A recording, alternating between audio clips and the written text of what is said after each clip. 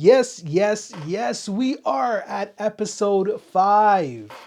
We are going to conclude the Boadicea collection video today, talking about 5 all the way down to number 1. Now, yes, observant folks, yes, you are. I am wearing the same thing, but this is 5 minutes later from the last video. It's just do the power of social media and scheduling your content. We are releasing this video today. So please forgive me. It is what it is. At the end of the day, you're here for the bottles and not my clothing. So let's roll my music, and when I get back, we'll tackle the next 5 in this collection.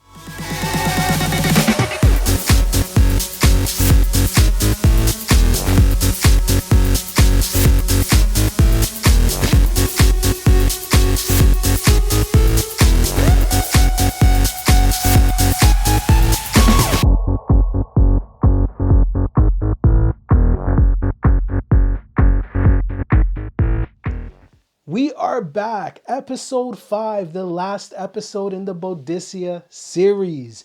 Now, please make sure you subscribe, share, like the content, all that good stuff, all that good stuff. Get the name out there. It takes a lot of effort to create videos like this, but, truly, truly, truly appreciate you guys staying with me and watching and commenting. So many awesome comments, so thank you guys. We're going to tackle the last 5 of the list, the top 5 fragrances in my collection that I personally enjoy a lot. So it's going to be a super fun video. And then what we're going to do is we're going to recap my thoughts on the entire house. Now, again, make sure you subscribe. That's things that'll help a lot. But make sure if you do jump into this house, sample first, because there are very cold opinions on the house, very hot opinions on the house. It is what it is. So just be super, super careful of that. So once again, my name is Madar from Food and Fragrances. If you guys haven't checked out the previous videos, we will do the links at the top, even the links in the description below. Make sure you get caught up on those first and then enjoy this video. Cool? So without further ado, let's jump into the 5th fragrance. The 5th fragrance is a stunner, beautiful, beautiful summer fragrance. And this is Torero from the Zodiac collection. Wonderful, wonderful, wonderful fragrance. What I love about this fragrance, and if you know how the other video closed, it closed with Ice Twist being a red berry fragrance, sort of, a little bit boozy. This one is different. This one has more of an uplifting facet to it. It literally smells like champagne. Super, super unisex. I do think it could lean a little bit more femme leaning. However, super unisex. Anybody can wear this. This is a fun fragrance.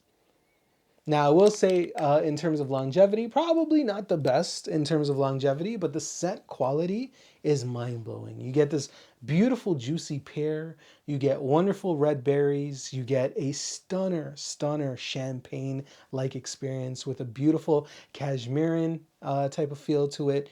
Beautiful, beautiful. This is such a fun fragrance to the extent that as soon as you spray it, you're going to be feeling like you're walking on clouds and in heaven and just ready for a good time. Easily versatile, easily a signature scent. If you're in a warmer climate, this is almost a no-brainer type of bottle to have in the collection, especially if you're a fan of, a little bit more pricier scents. But the quality doesn't skimp here. I think the quality and the blend of this fragrance is absolutely divine. You gotta check it out. But beautiful in all senses. The bottle design is beautiful. The cap design is beautiful. But my goodness, this scent is just marvelous. It's such an uplifting scent. Give it a try. Torero. That will open up the video at number 5.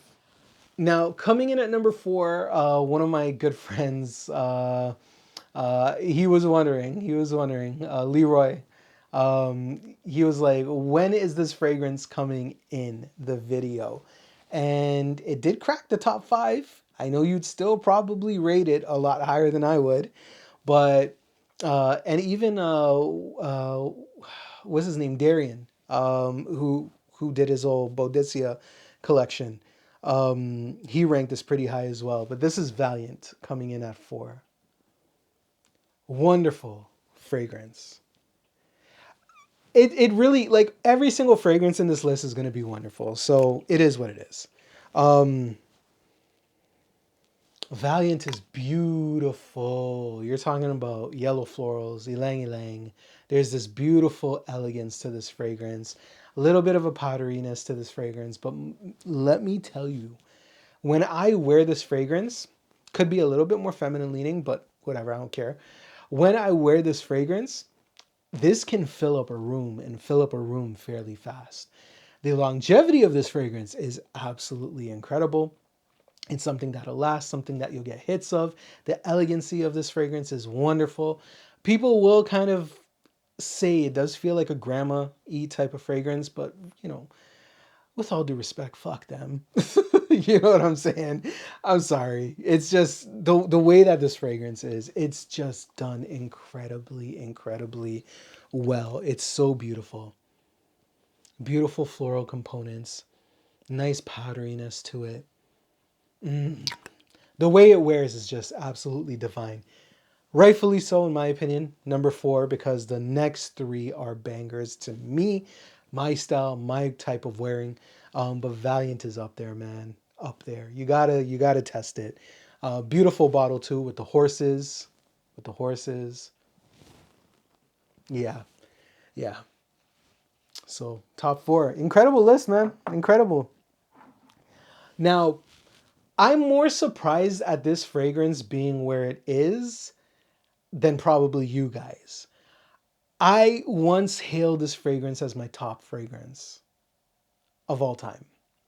I love tobacco fragrances. I'm a huge fan of tobacco fragrances. Number 3, Tobacco Sapphire. I was thinking it was going to be one or two. I was thinking it was going to be one or two, but you'll see. I'm pretty sure you'll know what one or two is now as the video kind of goes. Tobacco Sapphire is so damn good. To me, it's an end game tobacco fragrance. I haven't found a tobacco fragrance that I like more than this. Done. Period. End of story. What I love about this fragrance is the way that it glitters. The glitteriness of this fragrance and the spices, cumin being a huge culprit of that, mixed in with this beautifully smooth tobacco that doesn't feel overly abrasive, overly barky, overly tobacco-y. It's so good. When the cooler weather touches this and you're wearing this, my God, your scent bubble is absolutely fantastic. I could sit here and literally inhale these fumes until my mind gets scrambled. I could literally do that. Beautiful scent. This is another one that I have a backup bottle for because it's the, to me, it's the final game, the final tobacco fragrance that you probably need. And I'll say this because I did introduce one of my friends to this, Alberto. I'm sorry, I'm gonna use your name here. But he got the fragrance, didn't enjoy it as much as I did. I kind of felt bad, but I said I always exercise on my patience, patience, patience. Because with these types of fragrances, you kind of have to kind of build around it, right? You have to come to terms with it, especially if you're going from, you know, a lot of the run of the mill tobacco fragrances that are out there that are very like friendly, right? This one takes that chance. This one takes that chance to really kind of say, look, these are very complex notes in here, and this is how I want this fragrance to perform. And it's such a joy to wear. Tobacco Sapphire, number 3. I thought it would be higher, but it is what it is. I love this fragrance. I do love this fragrance. And yeah, this is a mainstay for me. So yeah, number 3. Now, I'm going to be dropping names in this video because a lot of these guys, you know, have influenced me in terms of my collection, in terms of kind of seeking out what I've seeked out. From the Oligarch store in Australia, especially with Marcello from the Niche Fragrance Collector. I remember that one video he had where he was like, oh, you know, your wife came in, Marcello's wife came in, and she was like looking at all the Zodiacs, all the Boadicea fragrances, and she gravitated to this one. She said, this is it. And this is it. Number 2, Hanuman. Hanuman. If you don't know what number 1 is, then hey, stay tuned.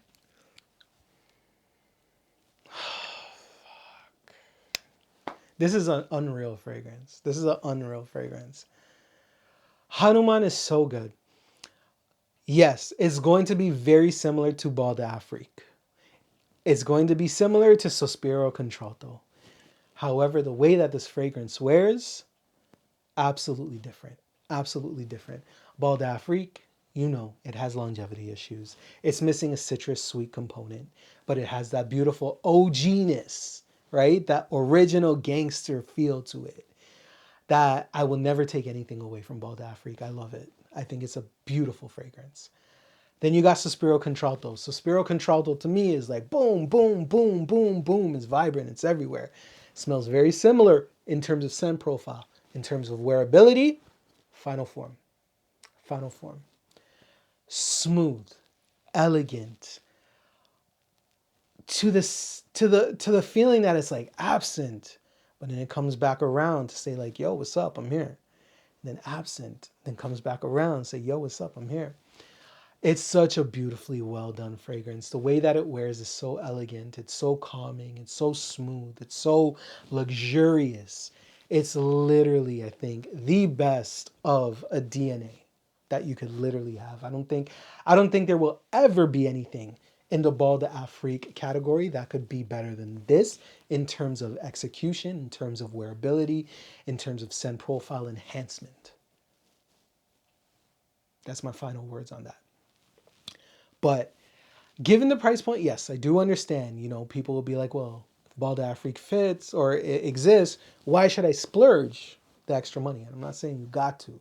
But if you're interested in the Zodiacs, in my honest opinion, I think if you were to get a Zodiac, Hanuman would probably be the one to get, to put that all effort, all focus in my honest opinion. Then you got, you know, the rest in the list here. Beautiful, just beautiful with that citrusy orange blossom type of feel to it. It's just a remarkable fragrance, really is. Year of the Monkey, beautiful with the cap. Oh, just love it, just love it. Special fragrance, very special fragrance. But yeah, that's really it. And let's bounce to number 1. It's what you guys have been waiting for. I will be this is what kind of makes this list personable for me, right? I don't think, given the collection, I don't think anybody will put this as a number 1 fragrance. I doubt it. But if you do, hey, fuck, hey, we're similar. Number 1, my favorite from the collection, Green Sapphire. Oh, it's a full bottle, Madar. What the hell? How do I know it's your favorite? You didn't even wear it. This is my second bottle. So, respectfully. Oh my gosh. Transportive. The raspberry is juicy. It's there. The powderiness. Powderiness feeling masculine, right? Not with a floral background in here. There could be some florals in here. But the woodiness. It feels almost antique. It feels almost untouched. It feels almost pure. Again, the raspberries will really fucking takes this fragrance. Excuse my language, this video. She's... my goodness. Beautiful fragrance. I think the wearing experience is absolutely fantastic. Even though it's called Green Sapphire, it doesn't primarily base its merits on a green aspect. But what it does tremendously well is puts out a beautiful, complex feeling, a well-rounded feeling of a fragrance where you almost feel like you're walking into a library that has kind of been abandoned, filled with a wealth of knowledge. And as you kind of pull a book out of the rack and you flip through some of the pages, you get kind of like that dustiness to it. Obviously without, you know, the dust and the allergies and, you know, the things that'll contaminate you and all that's good stuff. But just Disney the hell out of this. That's what it feels like. It feels majestic. It feels curious. It feels comforting. It feels enveloping. It feels like nobody just walks into a library and is like, oh yeah, no, I'm gonna pick up a book, flip through it. You have an enthusiast, right? Or somebody where it has a meaning to them. Walk into a library, open up a book, and you feel a special way about it, right? That's kind of what this fragrance encapsulates. It's so beautiful. The woody aspect to it, the powdery aspect to it, and the wonderful raspberry aspect to it. Again, a lot of people ask me, hey, Madar, green sapphire. There's a lot of imitations in the Boadicea line. What does it smell like? I can confidently say I haven't smelled anything like this before. And that's at least me personally, right? Just wonderful, wonderful, wonderful, wonderful stuff. And rightfully so, in my honest opinion, number one for me in my collection. So that kind of rounds out the entire ranking. Imagine that. We went through 46 fragrances in 5 videos. What do you guys think? Do you agree? Do you disagree? What are your thoughts? I'd love to hear it. Make sure you drop that comment below. But before we end the video, is it worth it? Is it worth spending this much money on a house? Is it worth Sapphires being north of $1,000? Zodiacs being north of $1,300? And it's a very complex argument. Now, I'll say this. Once I started with 1, it was very difficult to remain at 1, at 10, at 15. I did get quite a few that were partials, meaning that there was maybe 25% left, meaning that the price is better or more affordable. When I look back at the house, I went through 46 fragrances. 3 of them to 4 of them were sort of like a disappointment to eh. The rest, I enjoyed. Really enjoyed. However, for you as a regular user, or maybe somebody who may be minimal, who wants to keep their bottles under a certain amount in your collection, does it make sense to spend this type of money on this type of house? It's tough.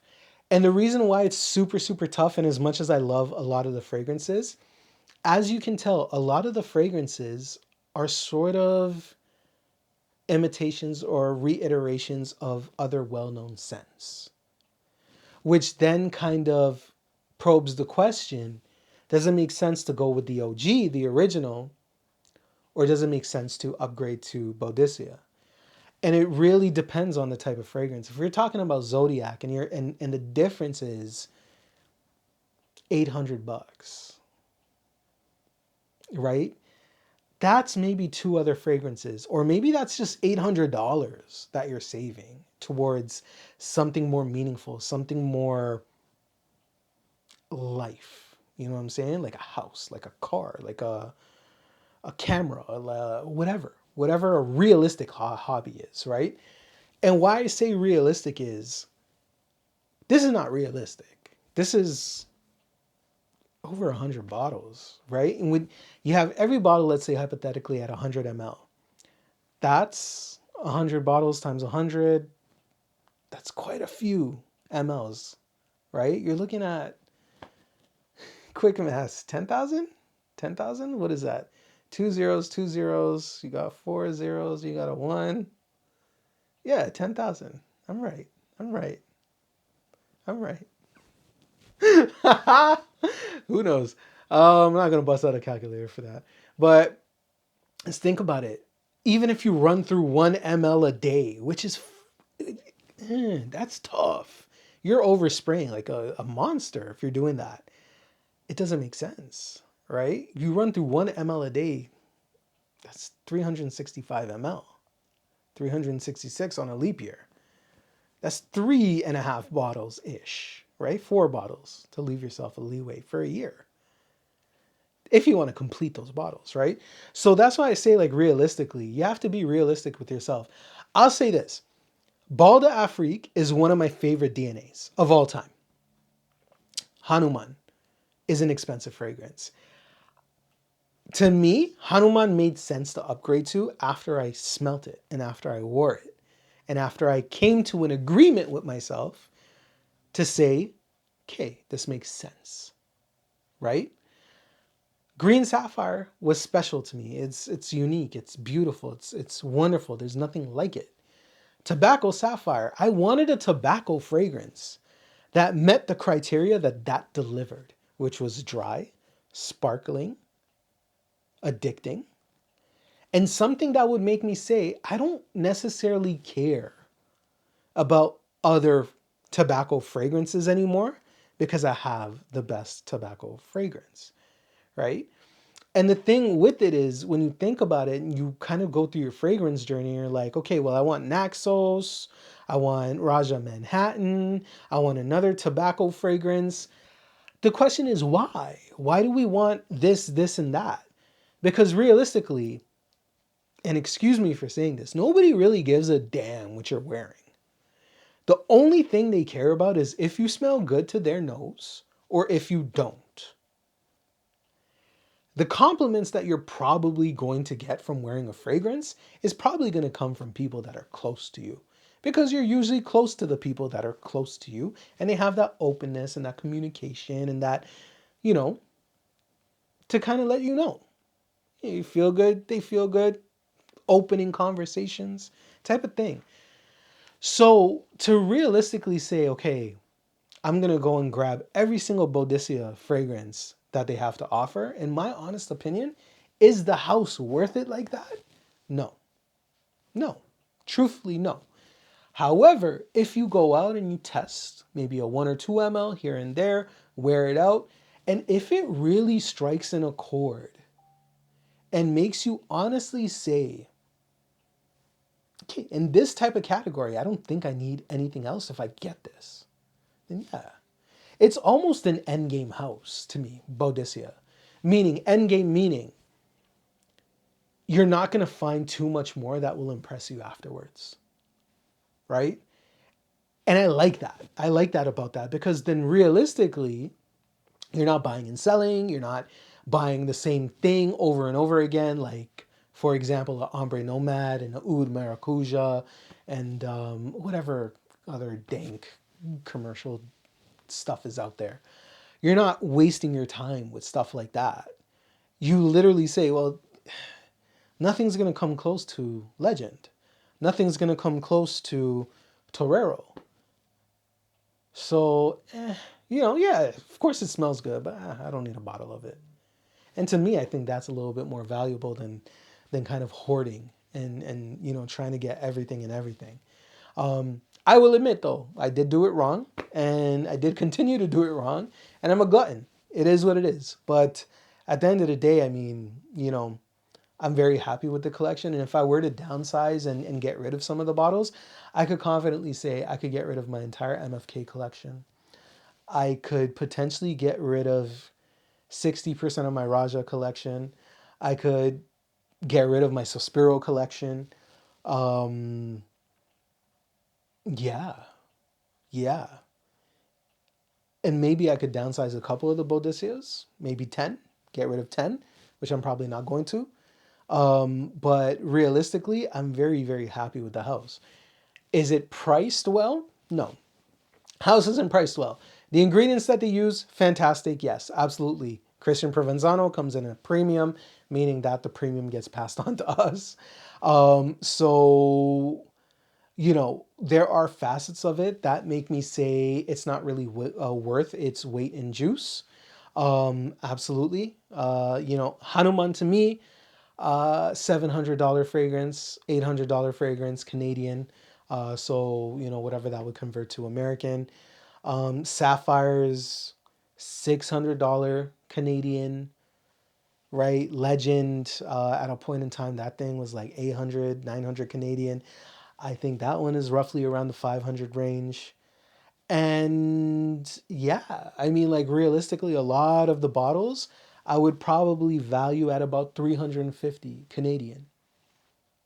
So that's kind of where, in my opinion, I think a reasonable price pattern would fall for the house. But at the end of the day, I don't make the prices. I don't run the business, but that's kind of my opinion with it. I like it. As a house, as a complete house, I like them. How I would rate them entirely, if I was to be honest, if we're, Dave Portnoy, the pizza guy, doing his reviews, and it's like down to the exact increment, and realistically kind of being like, is this the best thing that I've ever smelled? It deserves a 10.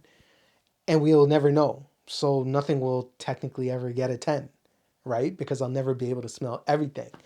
What would I rank the house? I'm going with an 8.8. I think 8.8 is an absolute fair assessment. There's bangers in the house. There's originality in the house. And then there's that dupeness, the luxury dupe factor. And what I like about the dupe factor is that they really take a DNA and they enhance it. At least there's that.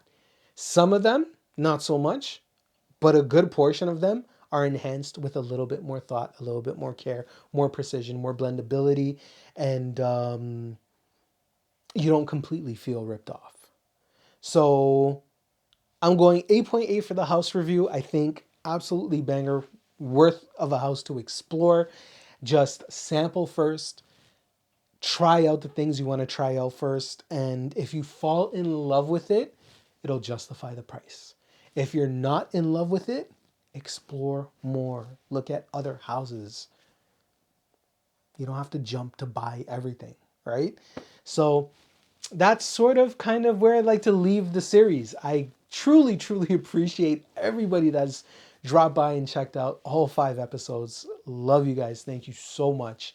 Means a lot. And do me a favor, just make sure you hit the subscribe, because these videos take hours and hours and hours to film, to edit, to plan, to strategize. You know, so it'll mean a lot. Drop a comment, like the video, share the video, and let me know what you guys would like to see next. But I hope you guys enjoyed, and much love. Peace out. Till the next one. Bye.